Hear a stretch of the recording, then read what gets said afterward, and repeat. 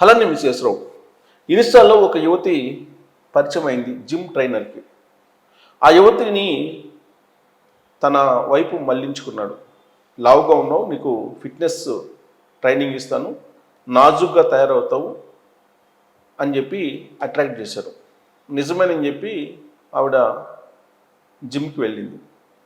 అక్కడ సాన్నిహిత్యం పెంచుకున్నాడు. ఒకరోజు పక్కనే ఉండే హోటల్కి పిలిచి మత్తుమందు ఇచ్చి ఆమె మీద అత్యాచారం చేశాడు. ఆ వీడియోలు తీశాడు, ఫోటోలు తీశాడు నగ్నంగా. వాటిని చూపించి బ్లాక్మెయిల్ చేస్తూ డబ్బులు తీసుకుంటూ ఉన్నాడు. ఇక హరాస్మెంట్ తట్టుకోలేక పోలీసులని ఆశ్రయించింది ఆ మహిళ. దీంతో మొత్తం వ్యవహారం బయటకు వచ్చింది. ఇది ఎక్కడ జరిగింది? విజయవాడలో జరిగింది. విజయవాడలో ఒక ప్రైవేట్ స్కూల్లో టీచర్గా ఒక యువతి పనిచేస్తూ ఉంది. ఇన్స్టాల్లో యాక్టివ్గా ఉంటుంది ఆవిడ. కరెక్ట్గా ఈ జిమ్ ట్రైనర్ విజయవాడలో రాక్ ఫిట్నెస్ అనేటువంటిది, రాక్ ఫిట్నెస్ వరల్డ్ జిమ్, దాంట్లో ట్రైనర్గా ఉన్నటువంటి అబ్దుల్ ఖాదర్, ఇతను ఆ టీచర్ను వల్ల వేసేసాడు. ఈ దేవీనగర్లో ఉంటాడు ఇతను. సత్యనారాయణపురంలో రాక్ ఫిట్నెస్ వరల్డ్ జిమ్ ఉంటుంది.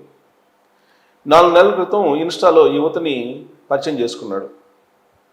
లావుగా ఉన్నావు, ప్రోటీన్ షేక్లు తీసుకొని జిమ్ చేస్తే సన్నపడతావు, నాజుగ్గా అయిపోతావు, అందంగా తయారవుతావు, ఇలా మాటలు చెప్పారు. ఆ తర్వాత ఏప్రిల్లో ఈ జిమ్ పక్కన ఉండే ఒక హోటల్ గదికి రావాలని చెప్పి పిలిస్తే పరిచయమే కదని చెప్పి వెళ్ళింది.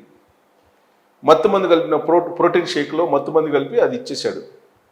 తాగ్గానే స్పృహ కోల్పోయింది. 2 గంటల తర్వాత మెలకు వచ్చి చూస్తే శరీరం మీద బట్టలు లేవు, ఒంటిపైన దుస్తులు లేవు. నగ్నంగా వీడియోలు, ఫోటోలు తన వద్ద ఉన్నాయని చెప్పి ఆమెని బ్లాక్మెయిల్ చేయడం మొదలుపెట్టాడు. సామాజిక మాధ్యమాల్లో, సోషల్ మీడియాలో పోస్ట్ చేస్తానని చెప్పి బెదిరించాడు. iPhone 16తో పాటు ఫోన్పే ద్వారా 20,000, 50,000 ఇట్లా ఆమె దగ్గర నుంచి దోసేశాడు. జూన్ 22న సత్యనారాయణపురంలో ఒక హోటల్కి తీసుకెళ్ళి ఈ దారుణానికి పాల్పడ్డాడని చెప్పి ఆ బాధితురాలు